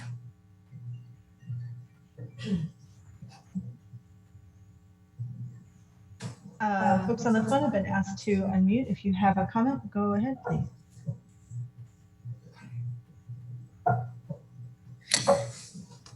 Okay, let's move on to item 6, which is resolution 2020-172, a resolution providing next steps related to the road network and our future land uses in the West Harpeth area, defined as the area generally west of the new section of Mac Hatcher Parkway between Hillsborough Road and 96 West. Mr. Mayor, this is an item that, and board, this is an item that is on your 7 o'clock meeting for a vote. It was deferred a month ago, but we did want to keep it on the work session. We were running a little bit out of time last week, or last 2 weeks ago. So we just wanted to have it back on here for some additional discussion. I think the rest of the items on your agenda will move pretty fast. So we do have a good amount of, we do have some time here to just follow up on any questions, comments, discussion. I'll open it up with any of our staff, any additions that they want to make. Paul, Emily, Vernon, anybody else related to this this topic, this proposed resolution and the options related to it. Thank you, Eric. Let me jump in, and then if Emily or Paul want to add. But I want you all to know that since we started this discussion, I've created a group email from representatives from all the properties in the West Sewer Basin. And that group email is inclusive of about 24, 25 different people. And so I've communicated with them on several of occasions. And where we're at is that the resolution has been changed slightly, and as in talking with those residents and the representatives, talking with our team, we as a staff recommend option B. And what option B does is that it recognizes that the Envision Franklin the conservation subdivision and conservation character of the West Sewer Basin is appropriate. And the majority of the residents that I've talked to feel that way too, whether or not they want to develop or are ready to develop, but they feel that that exercise still remains valid. So where option B puts us is that it would not include Brownland Farms. It would only include the properties that are in the West Drainage Basin. And what we would do if approved this evening is proceed with having discussions with those owners, those stakeholders. There are 3 property owners that have plans that they want to discuss. And in my initial discussions with them, we do need to focus in on a road network. So we would spend the rest of the year, we only have 3 meetings left, 2 major holidays, and then come back to you around the first of the year, shortly thereafter, with a recommendation, with the hopefully that we all agree, but at least that we all recognize, and then that at that time, staff would be able to share with you what the respective property owners have to say about the road network that we land on, that then would allow the 3 properties to come forward. So I'll turn it over to Emily if she has any more to add that I missed, and or Paul. Thank you. I would just add that the resolution has been updated quite a bit since the last meeting. Vernon described option B to you just to kind of give you an overview of what the other options are. Option A is only to realign that one road that started this whole discussion, the Collector Road, the Old Charlotte Extension. That would have to go to Planning Commission through a Connect Franklin amendment. So that's option A. And then option B, which as Vernon said, staff supports, is to look at the overall sewer plan and the major thoroughfare plan Connect Franklin for the West Basin, to really examine the entire road network that affects all properties in that area. This option, we also have language that if this option is chosen, that annexation request, rezonings, and development plans would be placed on hold and not accepted for submittal until after that process is complete and the plans amendments are approved. And then the last option is the one that you've seen for several months regarding a full small area plan inclusive of land use, which based on the feedback from the last work session, we did determine that that may not be necessary anymore because it seemed that the board was very comfortable with the conservation subdivision design concept based on that feedback at that time. But that is still an option listed. So if you are ready to move forward with the vote tonight, we would just ask that you select one of those options with staff supporting option B. Perhaps we just consider running down the list and just let everybody make a comment. And I'd start with Alderman Barnhill. The comments that you made in the selection of option B. Quiet. Unmute. The selection of option B certainly is it's a compromise, I suppose, and we need to discuss, we need to cover and make sure that everyone understands that the current zoning requires it to be 50% open space on any of the development out there. So we're not building the greatest density that's there that we could do, could be done. And I think that's an important step in doing what we're doing here and not going to option C, which we've been petitioned and so forth. The other thing is, I'd like to say that for any property owner who is not in the city limits, to be in the city limits, you have to request annexation, and that's for all the many emails that we've received, all of the many comments that we received, understand one thing. The city does not annex unless the property owner requests the annexation. Right now, the zoning is such that the zoning would only allow 50% of the entire area to be developed. So if you've got 3,000 or 4,000 acres in that basin, then only 2,000 of it out of the 4 could be developed. You still have 2,000 acres of open space. Those are the key issues that I see when we're looking at this, and the reason for not selecting option C. Alderman Martin. Several things. First of all, I want to be sure that the Gentrys are included. They have not been included in this, I guess, because they are not seeking development of their property, but they've got sewer lines coming through their property, and they are very upset about that, and I want them to be in on all of these meetings. Not one meeting should they be excluded from, since their property is being affected. The Campbell property, I understand, with the latest development, has lowered its density tremendously, and I don't think it would call for the road to be, if anything, to happen to Old Charlotte Pike.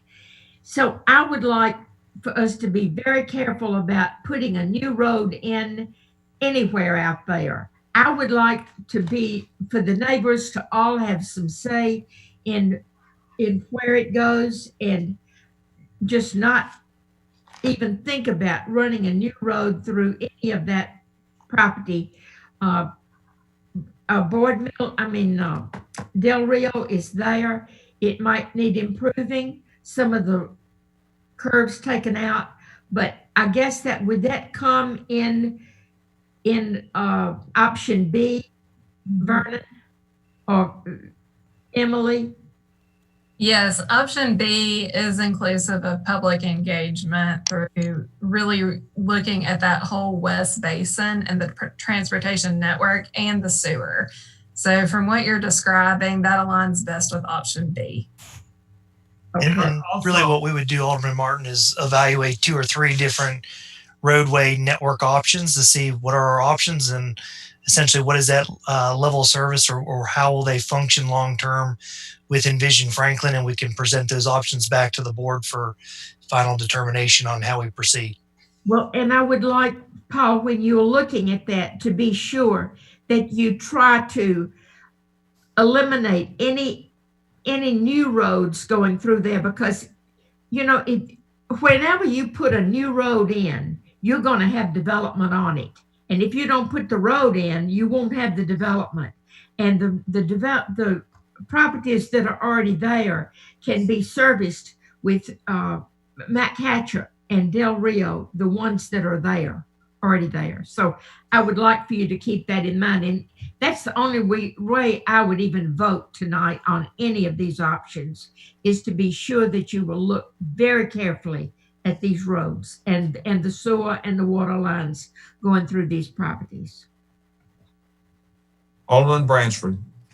Okay, I guess according to what Paul just said, that is the case for option B, pretty much. So that there will be that evaluation and multiple multiple scenarios.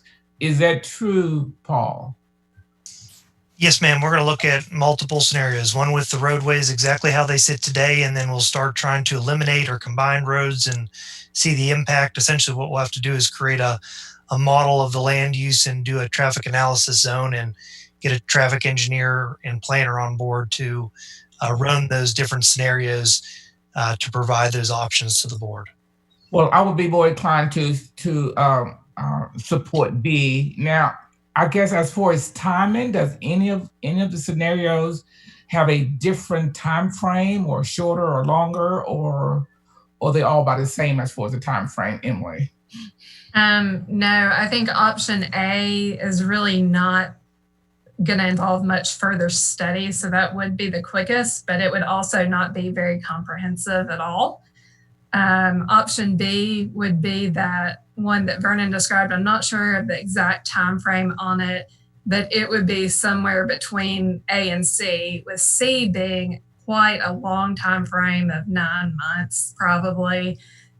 B is, Paul, do you have any idea of about how long we're looking at for option B?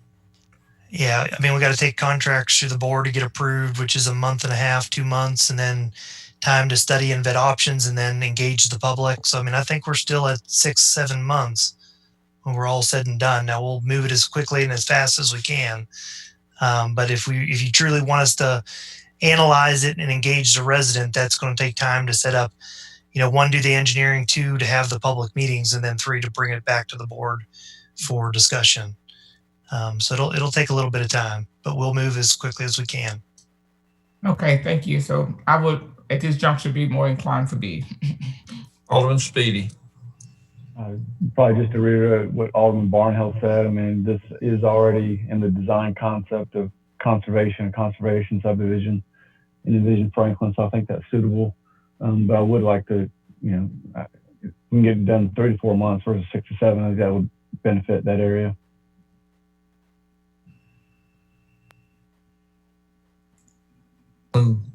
Alderman Berger. Okay, so we just said that option B, Paul, is 6 to 7 months. Emily, what does option C give us as far as timeline? 12 months? I'd say minimum of 9, more likely to be 12. Okay. Now, I have 2 more questions, or comments and questions. Conservation subdivision, with that, we still have control over density and design. So my main concern here all along has been the design, the density out here, road access, of course, and how we go about that. Option B gives us what we need as far as study to really get us to sort out the needs for the road access and how that in sewer and how that should be placed.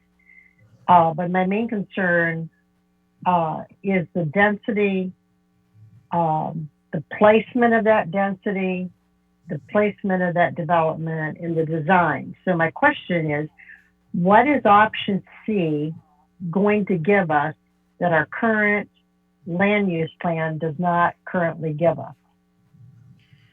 Well, we would really open it up to a public process to go back to the drawing board, hear what the community wants. But as I mentioned at the last meeting, more than likely, we're going to end up with one kind of side from the property owners of what they want to develop.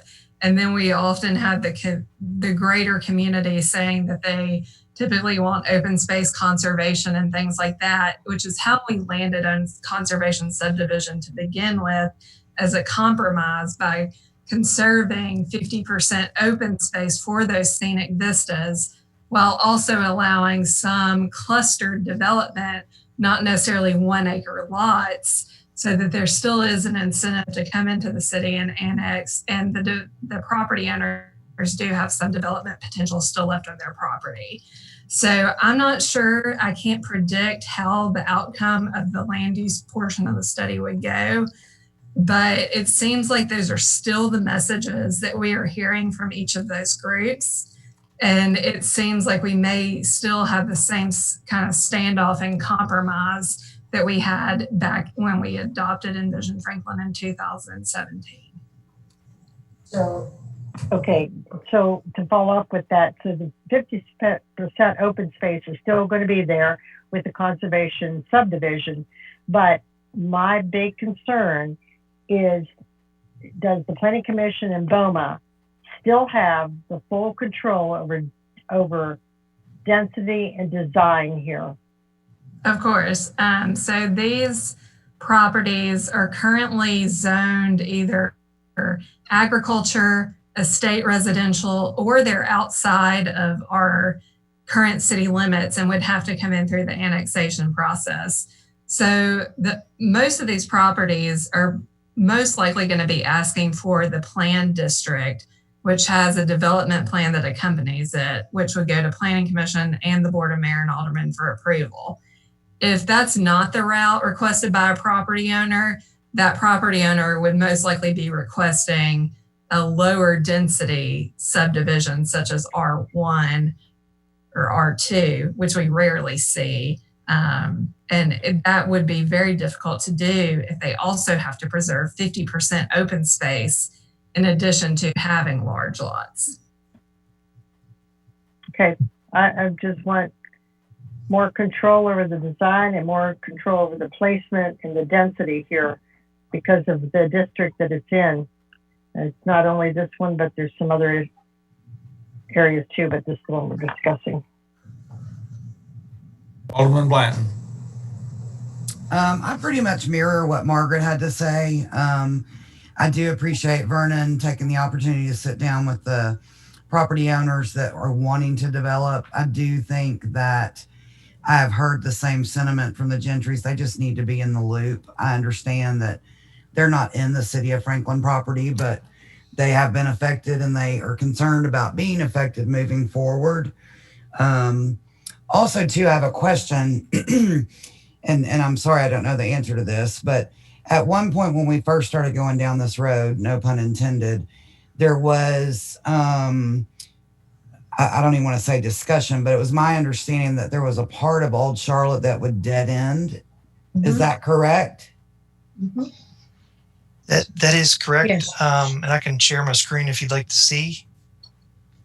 Because I think that makes a big difference as far as how many cars would be on Old Charlotte moving forward, which is the most contentious place right now. So Old Charlotte would dead end, and hopefully you can see my mark there. I'm looking for it. Right here. Old Charlotte dead ends, and on the other side of Mac Hatcher, it would be a right in, right out. So right here where I drew the red line, that'll be a right in, right out on the Mac Hatcher. But where the blue line is where it will one day dead end. Well, it should dead end now because Mac Hatcher's nearing complete, or they're getting farther along with the construction of it. I guess my hope was that'll end up being a trailhead to the multi-use trail too, right there. Just yes, sir. Yeah, I guess my hope was that Old Charlotte was going to dead end right at the start of Brothers property, so that it would just be, but I understand connectivity. And I think we could be open. TDOT initially didn't want the right in, right out there. Mm-hmm. The only reason, at least my understanding of the history from Parker and Eric Gardner, those that dealt with this, was that the right in, right out was really granted because of the floodplain and the floodway cutting off access to properties as an emergency ingress egress. So I think that's something we could certainly look at long term, because it's not the safest road in the world, and it's a big expense to improve that road. And so I think as developments come forward, we can certainly entertain options to vacate or what we need to do.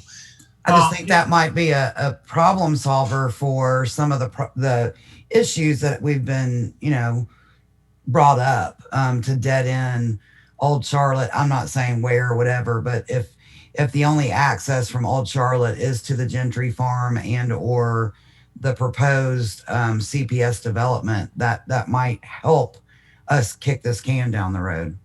Vernon, you were going to say something? Yeah, if I could, without getting into the details. And what we've heard very loud and clear that I've taken on myself is to engage all the residents, which includes the Gentrys, the Shorts, Brother Campbell, and others. There's too many for me to name. Yes, and sir. Some of them I can't keep straight because they're extended family members. But they're already talking about different configurations for their property, the Shorts being one, and even moving that right in and right out. And that's why option B will eventually get us to a point where we'll have an understanding of how we'll go forward. And before we get too deep, it is my hope, as I had mentioned, that by the first of the year or so, we would have met with those property owners to get a better and deeper understanding, some of which have offered to come up with some road networks that would help us evolve this discussion, and then come back to you just to ensure that this is an inclusive conversation, because that's the thing we heard most, is to include the property owners in this conversation. Great. I will also just repeat what I said last time, which dittos Margaret. I think the Gentrys have already suffered too much infrastructure through their farm, and they have been great neighbors, but I think there comes a point when you ask for too much.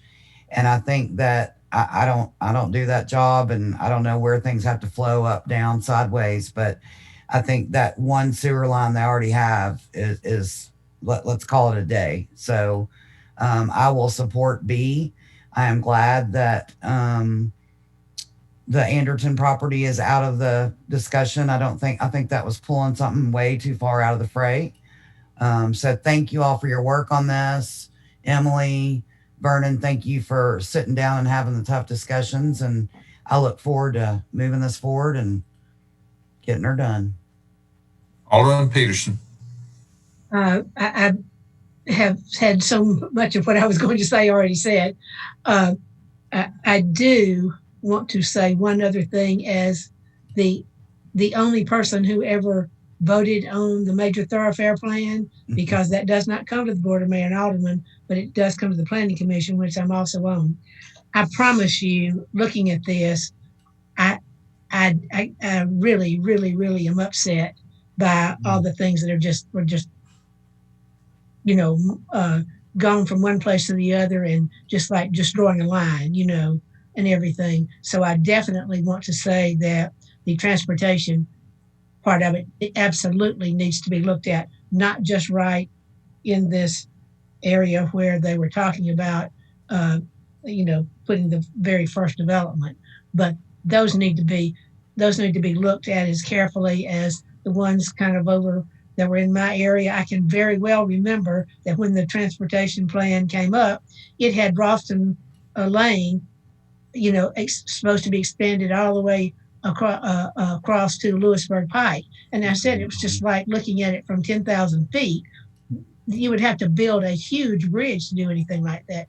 But what I'm saying here is I did not look at this carefully enough whenever we had the transportation, the major thoroughfare, to say a lot of this needs to be looked at. And also, I'm very happy to know that the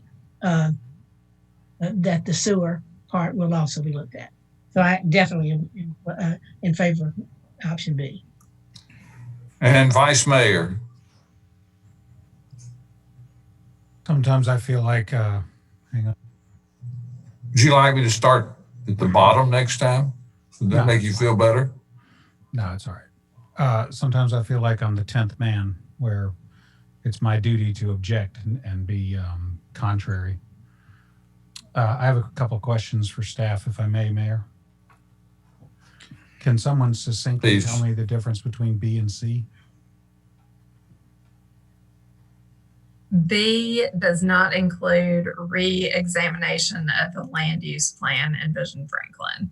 C does include that. B only looks at infrastructure, sewer, and transportation. Okay. When do we anticipate Mac Hatcher will be complete? About a year from now. So even under the option C plan, we might get this done before Mac Hatcher is physically complete. For B, that is a goal, yes. Absolutely. Even under C, it might be close. Very close. I've thought a lot about this, and I know that the landowners generally don't want any more regulation or examination. I am also cynical enough to believe that many of the people who are advocating for a small area plan do so because they hope to control the outcome. And their intended outcome is different than even the envisioned Franklin concept level planning at this point. to be a little more succinct and blunt about it, there are people who would use this opportunity to create a small area plan to further dilute any development or density. Many of them are not even ashamed to say it, and that's their prerogative, and that's fine. So I'm aware of that, and I'm also aware that the landowners want to be left alone, and I'm generally very sympathetic to people who just want to be left alone. But we don't have the choice of simply leaving them alone. One way or the other, all of them will eventually come forward and say, it is my turn to develop. In my view, it is likely, well, let me say what I think the present situation is. I think the present situation is that this is the last frontier of this side of Franklin. There are, how many acres would be under contemplation in this small area plan? Thousands? I'd have to bring it up. There's an attachment in Civic Clerk that says, but it's probably close to 1,000. I'm not exactly sure. So let's say it's 1,000 acres. It is maybe, for the moment, the largest greenfield acreage subject to development anytime soon. It is held by a relatively small number of landowners currently. Those landowners, we already know, have disparate views of the intended outcomes for themselves. And whether they like it or not, these landowners are currently surrounded by stakeholders, myself included. All of you as well, but me in particular, because I am the ward alderman. In my view, this is the anchor, this is the pole star for me. I think the worst outcome here, and we only have one chance to get this right, of course. This is, what we do here is, as Alderman Klatt used to say, 100-year decision. We don't get to run away from it. We either get it right or we get it wrong. And in my view, the most likely way to get it wrong is to negotiate with one landowner at a time. And to have one landowner at a time come in and in all likelihood ask for an amendment to Envision Franklin, and in all likelihood then submit some kind of PUD or planned development. And one at a time show us how wonderful their proposed development is. They will come in whenever they're ready. Some of them are already on the ground running, and others of them are laying in wait. And I don't mean that nefariously. I just mean they're biding their time for whatever reason. But I can't help but get away from the conclusion that the worst outcome here happens if the city negotiates with one landowner at a time. So I'm going to advocate for the small area plan. I'm going to advocate for the small area plan option C.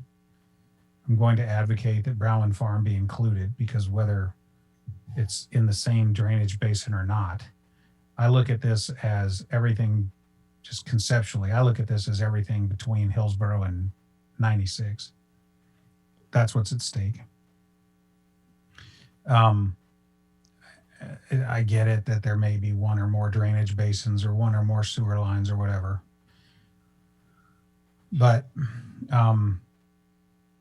I think we owe it to the people who will judge us in a generation to do this most carefully, and to do this most deliberately, and to do this with the most consensus that can possibly and reasonably be built. I do not accept the major thoroughfare plan as being a good outcome here. I'm concerned that Envision Franklin is insufficiently granular to get a good result. It is fine to say that conservation, what's the term? The conservation development is better than, many other things, but that is not the same thing as saying it is good. We know that for every conservation development, there will be, almost without exception, there will be modification of standards requested because either there's a lot of floodplain or there's a hill or there's a road or something. I think we should do this as though we will be judged on it critically. And I think that a small area plan is the most likely way to lead to the best outcome for everyone. Now, as I say that, I will say this. I am not using small area plan as code for grant non-landowner people claiming stakeholder status control. I am not using this as code or some end run to get to an outcome that each and every one of the landowners would reasonably protest.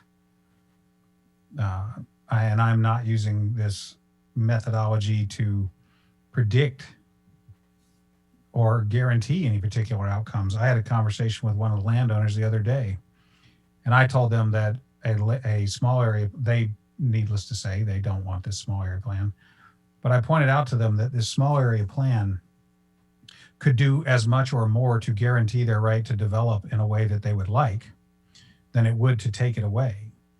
Because in the absence of a small area plan and using only the Envision Franklin plan as guidance, which as we all know is under constant attack, and which as we all know we don't control at the Board of Mayor and Aldermen, that in the absence of a small area plan, the number of people who will likely move near this area and then oppose any development at all will grow, not shrink. And so this small area plan, in my mind, might very well secure landowner rights and secure development rights in a way that we have comprehensively and thoughtfully discussed and agreed upon collectively in the year 2020 for the entire, say, 1,000 acres, as opposed to create a rush to the City Hall planning staff where we negotiate with these landowners one at a time until we run out of them. For all those reasons, I'm going to advocate for a small area plan. I'm going to advocate for C, and I'm going to advocate that we put Brownland Farm back in, even though I know that they will be the most bent out of shape by that suggestion, simply because of the timing of their project. Thank you. Okay, we do. May I make one very quick comment? Please, then have a public comment. Yes. I was going to say that the least density that we have would be conservation, or then, that we do not have anything. We don't have like 5-acre lots or anything like that in any of our zoning. So the conservation would be the least dense. Go ahead with. Is it conservation subdivision you're talking about, Ann? Can you classify that? Clarify. Well, that is 50% open space. The one you were talking about is conservation subdivision. Correct? No, I was talking about it could be conservation or conservation subdivision. I was talking about just conservation, but okay. Conservation subdivision would require at least 50% open space, and conservation would be on the other, beyond that. Beyond that. All right, thank you. I'm told by staff that we're talking about something on the order of 1,600 acres. I saw the text. Okay, let's hear the email that you have, and then you can also open up to see if there's any comments on the telephone line. Okay, this is from Dana Goodwin at 112 Bobby Drive. Please consider a small area plan for the area that borders Gentry. If additional sewer lines, pump stations, water lines, or roads are needed for West Haven or proposed developments, the property owners who host the development could bear these encroachments, not Gentry Farms. Before further votes on anything that affects Gentry Farm, we expect and hope the city will notify and meet with all property owners if their rights are truly your concern.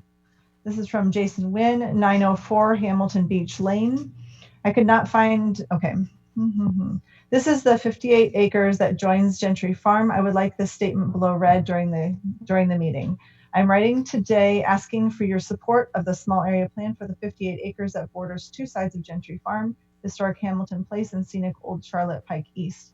We have nearly 5,000 people that have signed a petition in support of protecting this area.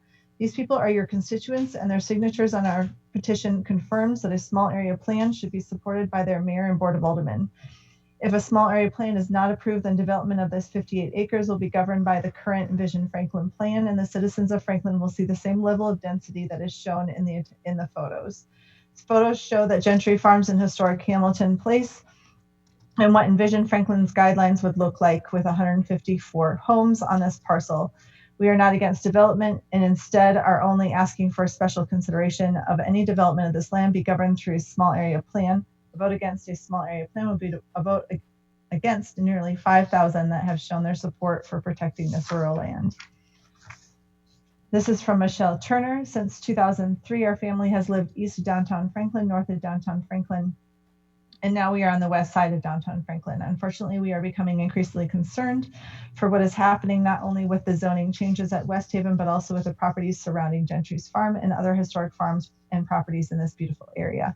It is imperative that developers not be given free license to do as they please. If BOMA will stop approving these zoning changes, especially when citizens in the community are opposed to them, those developers will move along. But when they know they won't face opposition, they will buy land and destroy our beautiful history. Do we really need that many more subdivisions? Can we not stop and decide that this is one area worth preserving? Are battlefields the only thing worth preserving? I don't think so. Let's please slow things down a bit. The east side of 65 already looks horrible. Let's not destroy the west side, filling it up with houses that have no yard and are overpriced. This is from Zach Harper, 3156 Brimstead Drive. Hello, I'm a Franklin resident in the Franklin Green subdivision. Please consider a small area plan for the area that borders Gentry Farm. Your residents are begging you to stop the growth occurring in Franklin. Please listen to us. Developers are the only ones who are profiting while our countryside vanishes. This is Matt Williams. My name is Matt Williams. I'm one of two county commissioners who represent the 9th District of Williamson County and whose district is directly affected by the proposed growth surrounding the Gentry Farm and through Del Rio corridor. I write this email to lend my support for a small area plan designed specifically for the area of land north of 96 West, east of the West Harpeth River, and west-south of Del Rio. This area is unique for its historical, cultural, and natural contributions to our community and lends directly to the rural character that this county commission and planning commission are currently moving to preserve.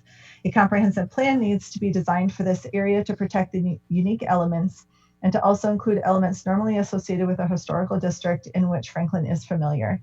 The County Commission will be voting on a resolution on November 9 to enact zoning regulations designed to implement a 1 home to 5 acre policy uniformly across the unincorporated county with few exceptions, which also includes the large property owners directly outside of the current UGB in this area. This is specifically designed to address the rate of growth in our country and preserve the countryside. Although the Gentry Farm falls within the current UGB, we know there is interest from the city of Franklin to redraw the UGB to match future plans and would need county cooperation. I assure you that your actions surrounding the Gentry Farm and how it addresses their concerns and ours will set a tone for future discussions within the county.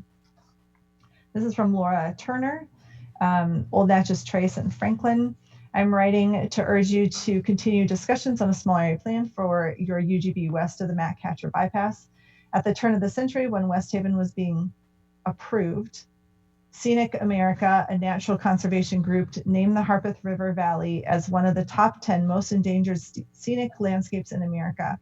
In this northwest section of the county, in your UGB are numerous scenic, historic, culturally significant, environmentally sensitive resources.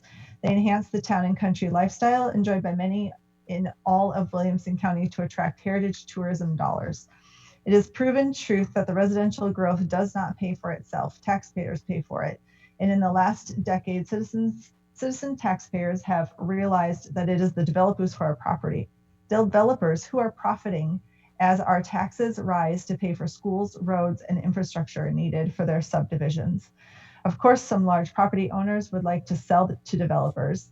I believe in property rights. However, large property owners' rights end where my taxpayer pocketbook begins. I am grateful growing numbers of citizens are educating themselves about how growth works. Uncontrolled growth is a code of a cancer cell. The West Harpeth Valley holds many treasures. Please continue discussions about creating a small area plan for what Scenic America called a last chance landscape. Do you have anybody on the line, Angie? Callers on the line, you have been unmuted. Go ahead if you have something you would like to share.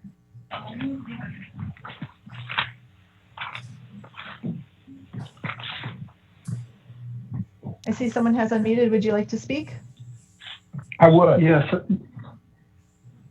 Oh, go ahead. I'm sorry. I'll wait. No, go ahead. Go ahead, because we're going to. All right. So you have 2 minutes. State your name and address and go ahead. My name is Jason Wynn. I'm at 904 Hamilton Branch Lane. I needed to make a couple of additional comments after hearing what I've heard over the last 15 to 20 minutes. So I appreciate the time. I first want to thank Vice Mayor and Alderman Berger. I feel like you two both hear the concerns of what we're asking for here with regard to density in this area. There are 5,000 folks that have signed this petition that are concerned about this area. If this goes forward, my understanding without a small area plan is that conservation subdivision will rule what gets put on this land. It's apparent from the conversations that have occurred over the last 15 to 20 minutes and the questions that Alderman Berger is asking that the Board of Aldermen can't make changes to a small area to a conservation subdivision rules. So understand that if we move this forward without a small area plan, that the rules of conservation subdivisions, that yes, at 50% green space, look at West Haven and 50% green space, that is what you will have next to this farm. And that is what these 5,000 signatures are asking that you reconsider. The only way to do that is voting for a small area plan. And we ask you guys to please consider that. Thank you.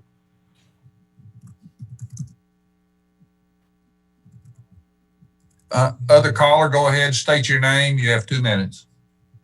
This is Bill Barkley, and I really will make it much shorter than that. And the comments, I'm just going to really beg you guys to stop and listen to what Vice Mayor McClendon said. You'll go back and listen to, I know it's been recorded, if you would just listen to that before you vote. Everything he said is really the right way to approach this. Nobody is against development, but you know, this approach to say, hey, we've got a subdivision plan, conservation subdivision plan that saves 50% of the land. We saw a plan with 157 houses on 58 acres. A small area plan is not about eliminating development. Nobody wants to do that. But if you will listen to what Alderman McClendon said, I think that you will all go down a path you'll be proud of, and you'll be able to say, we did the best we could do to ensure the legacy and the future of this community. And we didn't take the shortcuts. The conservation subdivision plan is a high-level thing. Take the time to get the right consultants and drill into this. I've heard conversations all night since 5 o'clock about traffic calming, about intersections that don't work, about density that doesn't work, about having communities where there's better connectivity. And then we also, I've heard you refer to this Western Basin as a drainage basin. And we know this is historic land, but also it's a huge asset for this community. I'm begging you to go back and listen to Vice Mayor McClendon's statements. You really need to follow his advice and vote for Plan C, please. That's all I have to say. Thank you. Thank you, Mr. Barkey. Okay, we're going to move on, if that's okay with everybody. We have items 7 and 8, which have to do with City of Franklin Contract 2019-0235, which is a warranty deed with DPH Franklin for the property acquisition associated with McEwen Drive I-65 ramp modifications. And item 8 is contract number 2019-0377, is an agreement for dedication for right-of-way for the McEwen Drive I-65 ramp modifications. Is there any questions about that? Item 9 is a resolution authorizing condemnation for the acquisition of right-of-way and easements for this same project we were just talking about, in case that's needed. Well, I'm sorry. Mayor, that's McEwen 4. Yeah, this is McEwen Phase 4.